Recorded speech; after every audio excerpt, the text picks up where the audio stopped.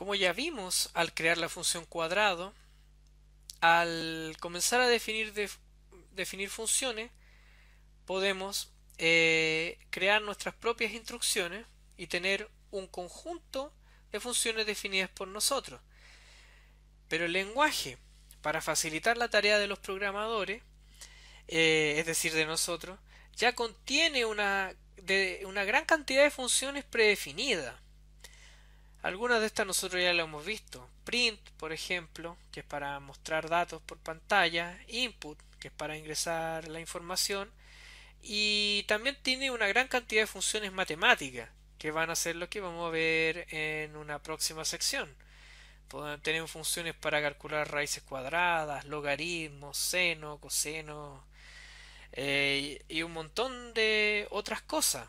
Tenemos funciones para acceder y hacer cálculos con matrices, para cálculo numérico, por ejemplo, para simular y resolver diferentes problemas en ingeniería, y etcétera.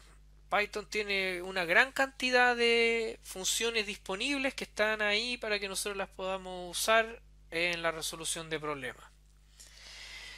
Para cerrar el concepto de uso de funciones en los programas, vamos a revisar y repasar el concepto de descomposición funcional, que como ya vimos, modularizar un programa es esencialmente dividirlo. Es decir, nosotros tenemos un determinado problema que podemos dividir en partes. ¿Cómo dividir un problema en parte? En realidad va a depender del problema. La idea es que cada parte sea una parte autocontenida, de tal manera que yo la pueda considerar un módulo y posiblemente construir una función con ella.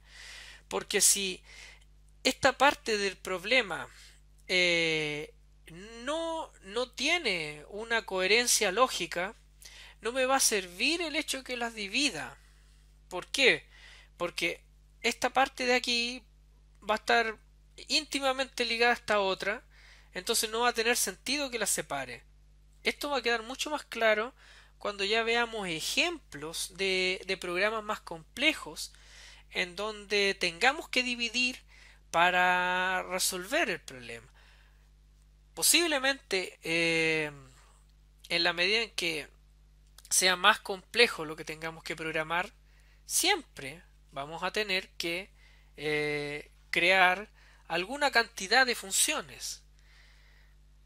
Y la forma en que dividamos nuestro problema va a hacer que nuestra solución sea más o menos simple. Algo muy importante que tenemos que considerar es evitar la repetición. O sea, si yo empiezo a dividir el problema y separo cada una de estas partes podría darme lugar a una función. Y lo ideal es que yo, para ejecutar el programa, se produzca un llamado entre estas funciones. O sea, pues el orden no importa, no tiene por qué ser fijo, porque esto va a depender dependiendo del caso, de la forma en cómo hayamos modularizado, cómo hayamos hecho la descomposición funcional.